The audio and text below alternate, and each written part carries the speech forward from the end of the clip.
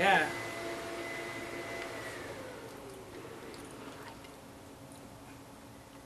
Garbage.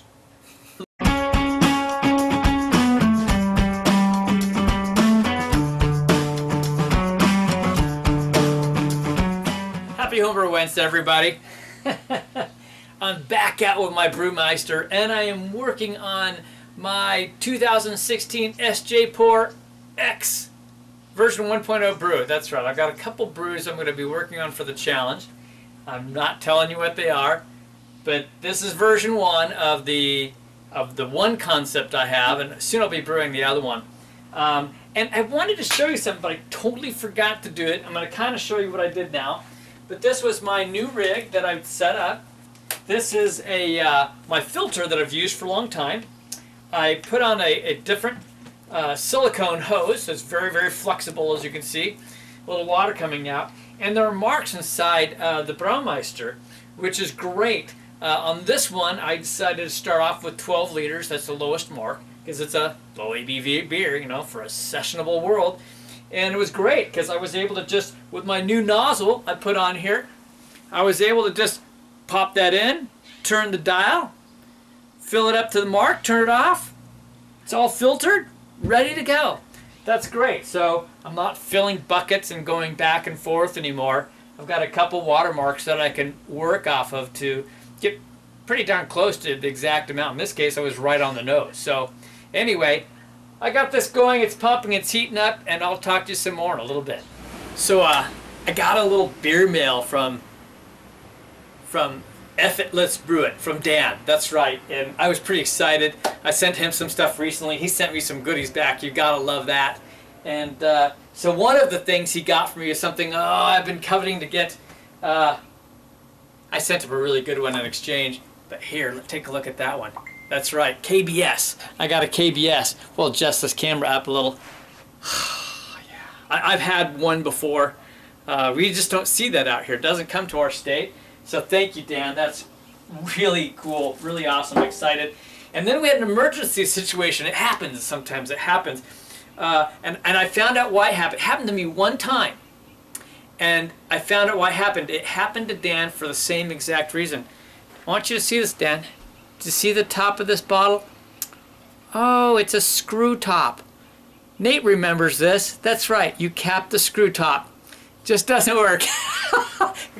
Gotta tease you a little, buddy. So yeah, that's why it leaked. It wasn't because, you know, you had too much pressure or anything else. It's you used a screw top bottle. So I'm gonna keep this one in my Hall of Beer Fame.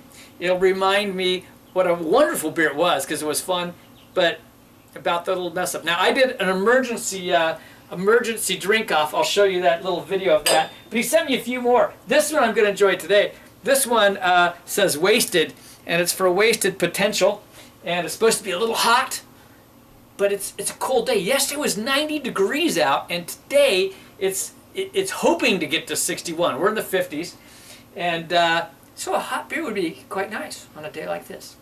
But he sent me a few others as well.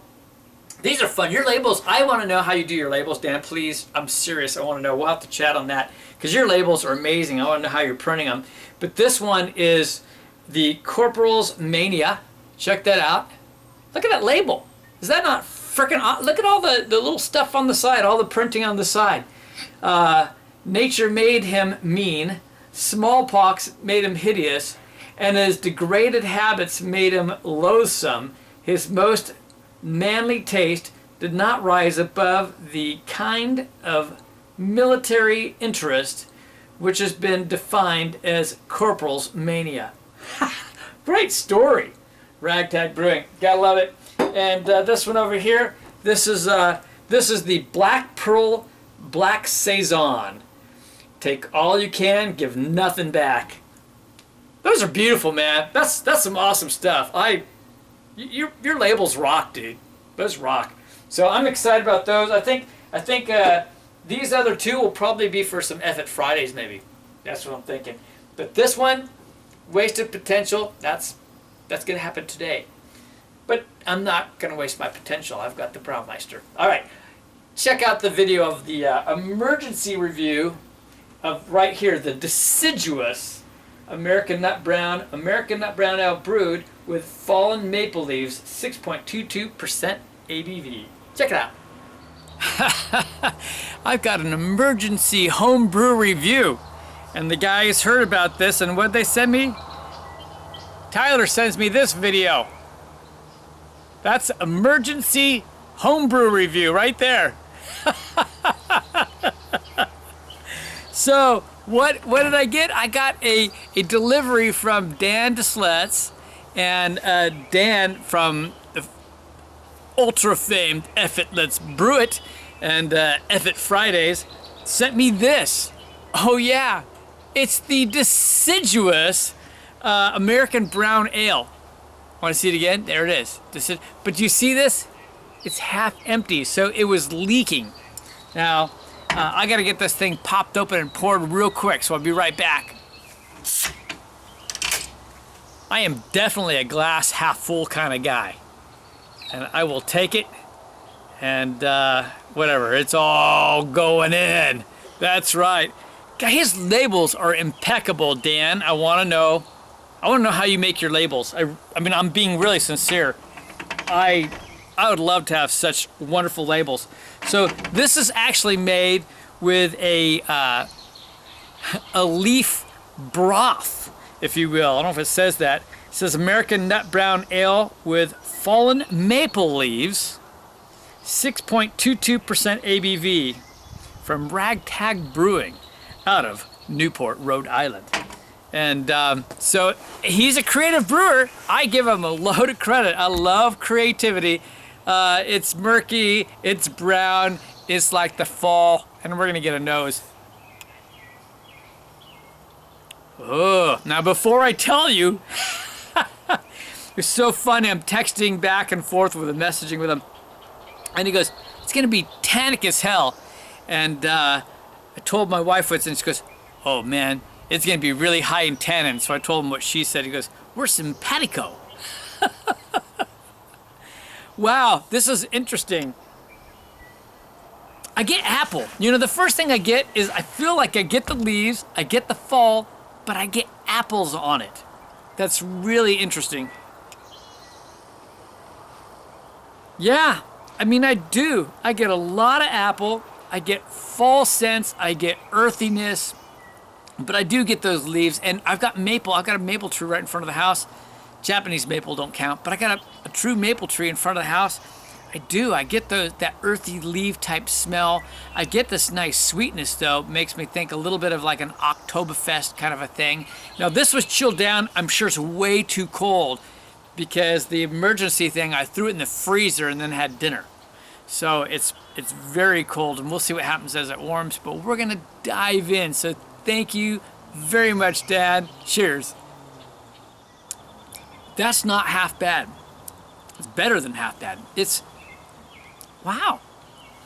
It has to warm up.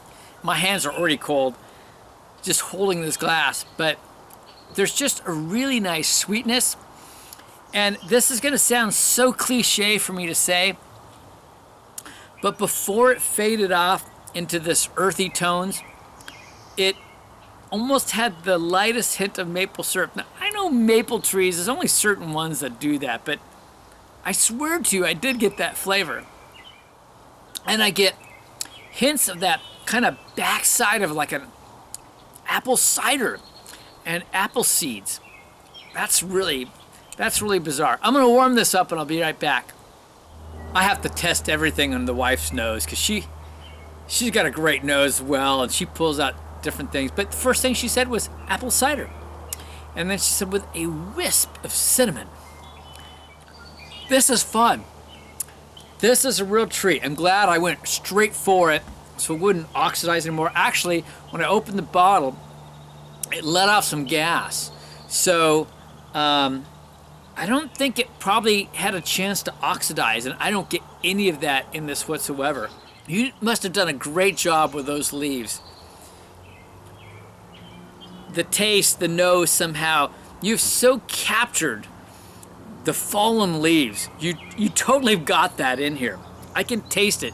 I know, because one of my favorite things is making big giant leaf piles and then go diving in the leaves with the grandson. You know, that's a beautiful thing. And I haven't done that in a couple years. I got to do that again. We've got, you know, 2 grandsons up here now. I got to get the other one diving in the leaves, and I totally get that. What's really cool is that even though maybe 35-40% of the bottle was lost, it's still carbonated. I mean, and look at the lacing on the side. That's just fabulous. That's a testament to some good brewing there. This is a fun beer. You know, I mean, I'd say this is something worth trying out, experimenting with, folks. I mean, this is so cool. I love the spirit that Dan has with experimentation.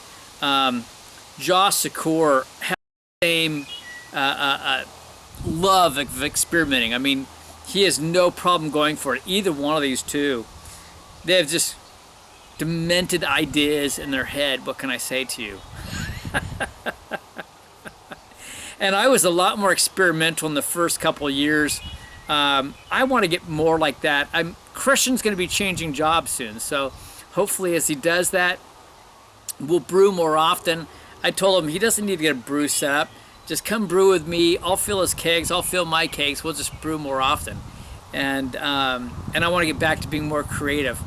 Anyway, this is a great beer. Here it is, man. This is beautiful. It's the Deciduous American Brown Nut Ale.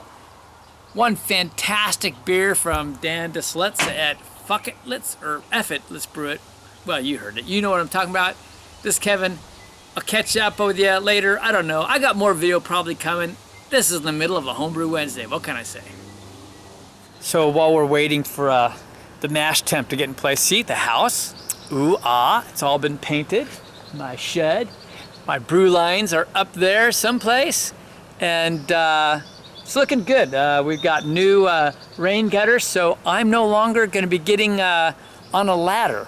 It's the kind that the leaves go right over the top, so I won't be on a ladder anymore trying to clear the drains in the middle of the winter.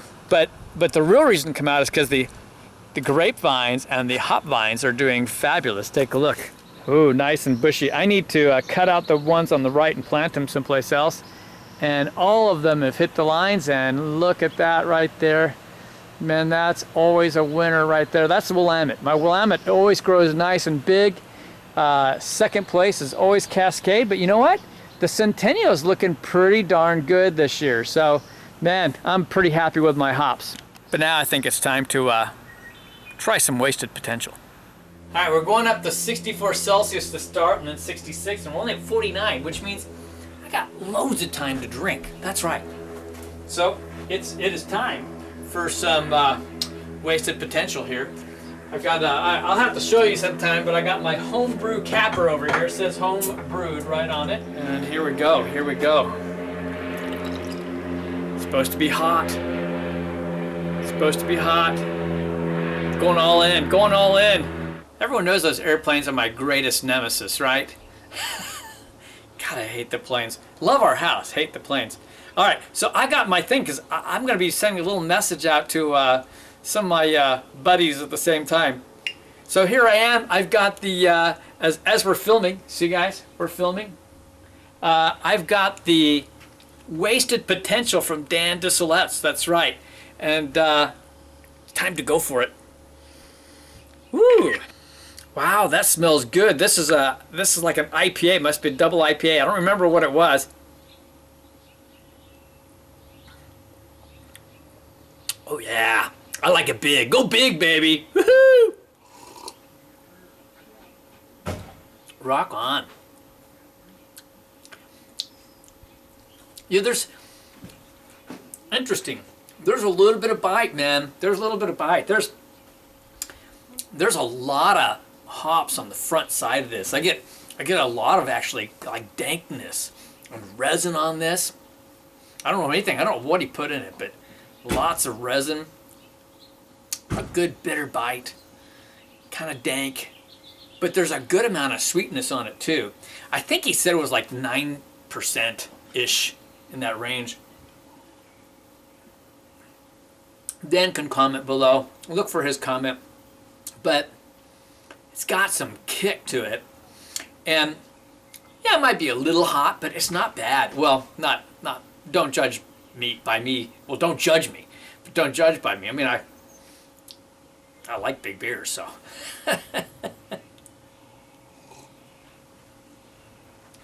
Wow. You know what? This beer would be a rock-on beer in Oregon because, you know, we grow all these hops out here in the Pacific Northwest, and we like our big double IPAs. Oh yeah, we do. Well, we like sessionable beers with lots of hops too, but which this one's gonna have, by the way. Oh yeah. All right, I'll be back, guys. Cheers. I'm gonna enjoy this. Thanks so much, Dan. This is great. And I'm not just blowing hot smoke either. All right, the timer went off. They usually say to scoop it in. I'm gonna try this slow pour. Now, I know this is contrary to their direction, but you know, I'm experimenting with a new system. So, I'm going for it. Because this was a low ABV beer, I didn't have as much grain to put in. So I wasn't worried about spilling over the sides. Alright, got my little mash paddle out of the sanitizer. We're going to kind of start working this. I've really thought what I need to try is putting the grains already in the, I don't know what they call them, I'm going to just call it the bucket in there, the mash bucket, and then slowly lowering into the water, which would be kind of like underfilling. I think there's some great potential for that. Boy, it seems almost like there's not enough water, but Beersmith actually had me projected for less water. I increased it because how this whole unit works and how much water they kind of want in the thing. I might have to increase the water. I'll look.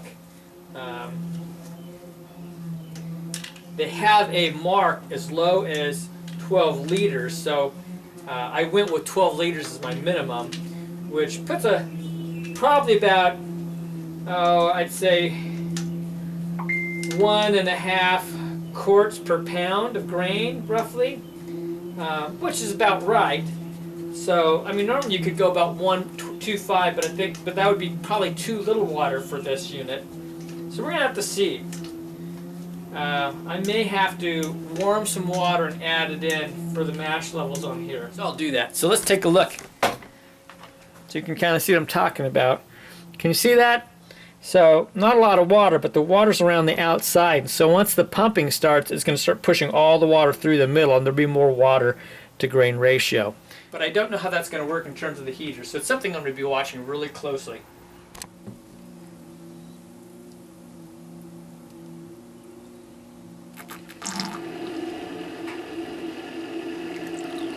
Yeah, that's not going to be enough. I'm going to pause it.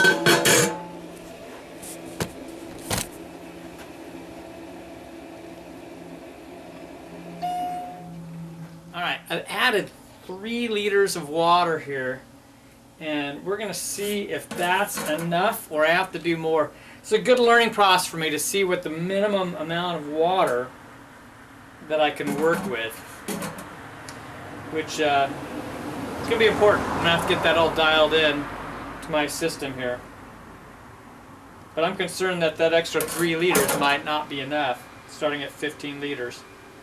And so I've now brought it up to 20 liters of water, but I want to make sure it's flowing over the top and still covering the heating elements that go around the side. And we're just above the heating elements with the water going over the side. So I want to say the amount of grains I've got in this are just under 8 pounds of grains total. With 20 liters, I'm at the mark. So I'll have to adjust my Beersmith in a minute so I know how much I'm going to sparge with. But good learning lesson. Anyway, I'll catch y'all in a bit. So first, the beer. This is good. I got a message from Nate from Under the Table Brewing. That's right, Fresh Pea. Said this is all mosaic.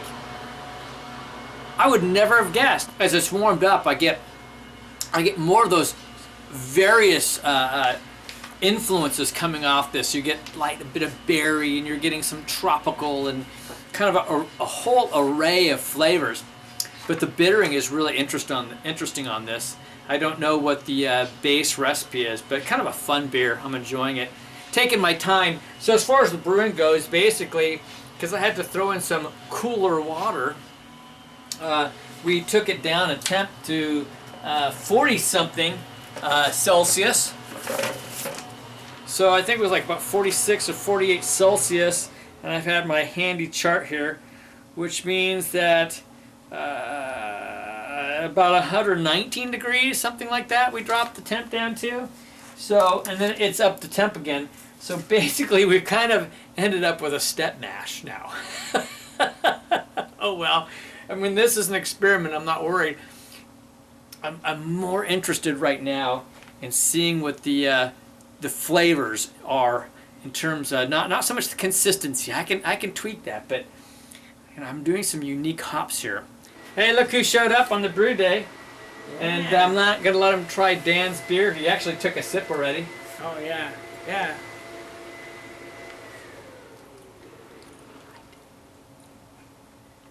Garbage.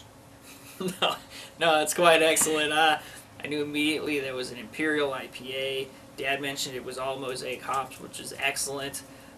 Can't complain about that. It has great bitterness, and it's just nice and chewy.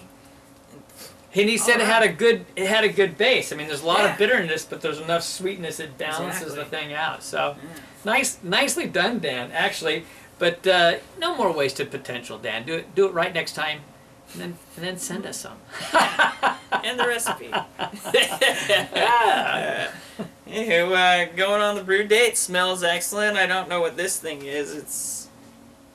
It's the I don't know what SJ Pour Beep version 1.0. Oh, I meant That's this right. cooking utensil. Oh, Where's your the fire burner? Braumeister. There's no fire. There's. Yeah, I know. It looks clean and like efficient. I don't like that. Something wrong with that, I guess, huh? I do. I love it. I'm happy. All right. Well, anyway, we'll be back. You know, we're still mashing away. So, cheers. Oh, by the way, I put it all into my Beersmith, because we're plugging Beersmith too, because they are an official sponsor of the SJ Port Challenge.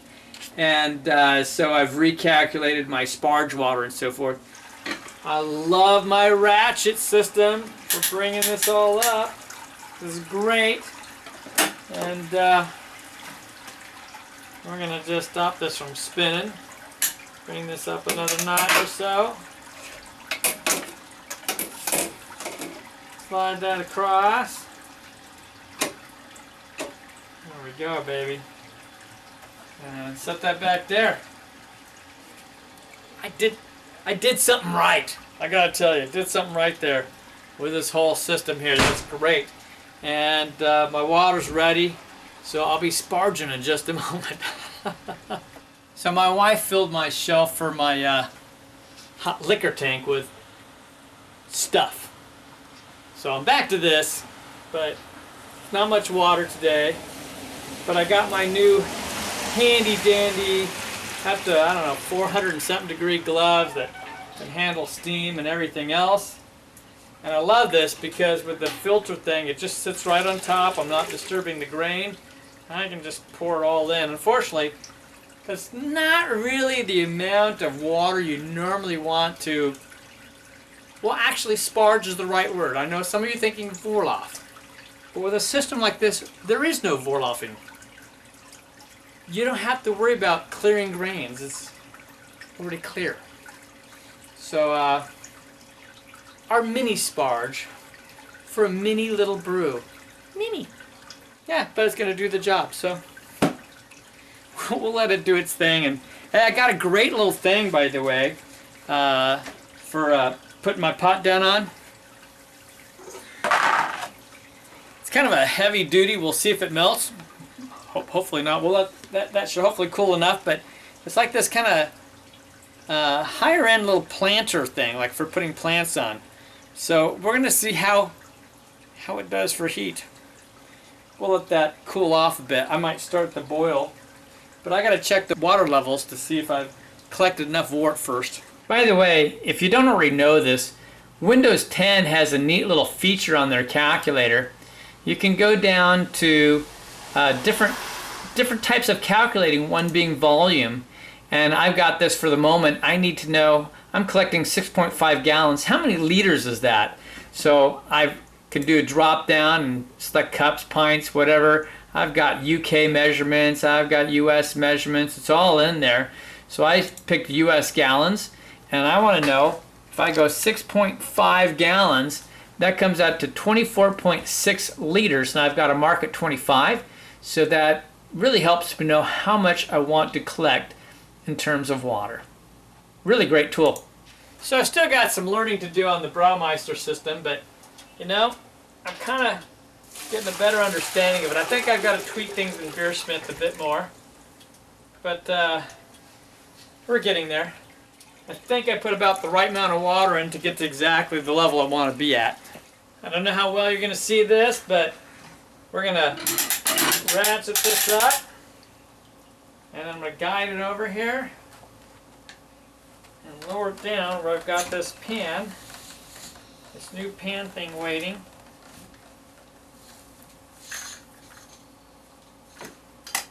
And there we go. So you can see I've got that plastic planter thing, and with the rubber on it and stuff, it's just fine. That works great. It's very small profile and allows me to put it on a clean sanitary surface. Alright, I've got my lid on. I've got my new handy dandy steam proof, whatever proof gloves, and we're moving forward. And yes, start boiling. So it's going to start cranking it up to heat. Sounds like I need to see if I can help Christian out. He's got a potential job offer, so hopefully we'll see him more often. That would be really cool. But it's time to get brewing and maybe get the first hops ready and a little drinking too. You hear that? One of the great things about this is I can actually drink beer. It's pretty hard to screw up. I got my gloves. I'm not dying here. Whoop! See, I'm still fine. And oh, look, no boilovers. And first hop edition. This is pretty cool. Competition beer, can't tell you what it is. Down Periscope. And check. It's counting down. It'll tell me the next set of hops I need to do. Christian's drinking a beer that we had that came with tequila in it. Supposedly was tequila barrel aged, right? Yeah. It didn't have enough tequila in it though. Yeah, we were kind of disappointed. So you can watch that beer review. Lobos Amarillo. Yeah. So we Added tequila. a really healthy portion of tequila in it. Healthy. I think our ratio is probably about 25% Tequila? Yeah, I think so. Cheers, man. Yeah. I'm staying warm today. Oh yeah. Alrighty, so I put in some yeast nutrient already, and I got my heavy duty gloves here. I'm trying something that Man Bear Pig talked about. A lot of hops in this. And so I'm actually going to go with 2 tablespoons of the Irish moss in here for findings. See if that helps a little bit. And that's my hops. So I got a 10-minute addition of hops here. I want my gloves on because, man, a lot of heat coming off that. And we're going to stir that up. And then flame out, I'm adding my last hops there. I think that came at 1.85 ounces. And I'm going to start whirlpooling this, cool it down. And then once it gets down to the right temperature, it won't go through the pump when it's too high. When it gets down to a certain temperature, then we'll start letting the whirlpool occur through the pump, reducing that manual labor part. Anyway, Great brew day. Good stuff. I still got to go play with my refractometer once it gets down to temperature. I did it the old-fashioned way earlier. One of the things I really do like about this is I've got a pump on here. Now, granted, you know, boiling's 100 degrees, so you do have to stir it a while to cool it down. I could chill it down a little bit with my hose here. And once it gets down to about 88 Celsius, and I could look at my chart here if I wanted to and tell you what that is in Fahrenheit, but basically at that point the pump can kick in, so I can start getting the air pumped through it and then get it running. Right now it's recirculating, so it's essentially creating a whirlpool for those flame out hops, which is great, and I can let it whirlpool. I'm going to go ahead and hook up the hose and start chilling it down further a minute. The other thing I've got now, my new little toy, is I've got my refractometer. So I'm pretty excited about that. And also, I've got my new temperature controls, additional temperature controls, I should say, for the fermentation chamber. So we're recirculated and chilling down. You know, the fact that Christian came over, he needed help with a bunch of things, and then they have you do beer review, and we added tequila straight in here, which ain't half bad. But you know, that doesn't really help me a whole lot on a brew day. Okay, we've got the refractometer. We got this down to what looks to be about 79 degrees Fahrenheit, 20.5 Celsius. And I'm going to get a couple drops on the refractometer here. That should be plenty to cover the glass. About 1.039. But yeah, that seems to be the number. I wanted to share with you guys the new setup I've got as the last thing for today. I know it's been a long video, but in here in the fermentation chamber, I've got my my beer wrapped up here, and I've done that because I've got a thermal wrap on here, and I'm using that to pull the temperature up. Okay, and the thermal wraps do much better with something to insulate them.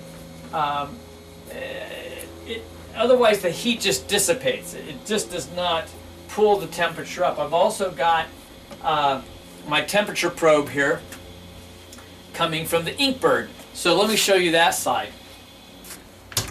So here's my Johnson controller that keeps the chamber itself cooled down. And so I've got that set at 57, so it keeps the beer cool, particularly down below. The lower section is beer storage. And then I've got my new Inkbird over here. And now this can do high and low, but basically I've got this set up for 68 degrees. Right now it's at 69 in there with the Inkbird, but it can vary about a 2-degree variance. And so it's holding that beer quite well at a good temperature for me with the wrap on it. So basically that ensures that all the beer I've got down stored below and keeps it at a nice cool temperature. I'm not worried about anything going bad down there. But meanwhile up here in the fermentation chamber, I do have some extra things stored. They're going to keep cool, but that's going to keep at the temperature that I want it, and it balances out. I'm really thrilled. It's just working beautiful. I got to say thanks to Josh Secor, who's used those firm wraps before and said that really worked a treat for him. All right, you guys have a great week. Long video. If you hung in there, thank you for that. Happy Homebrew Wednesday. We'll catch y'all later. Cheers.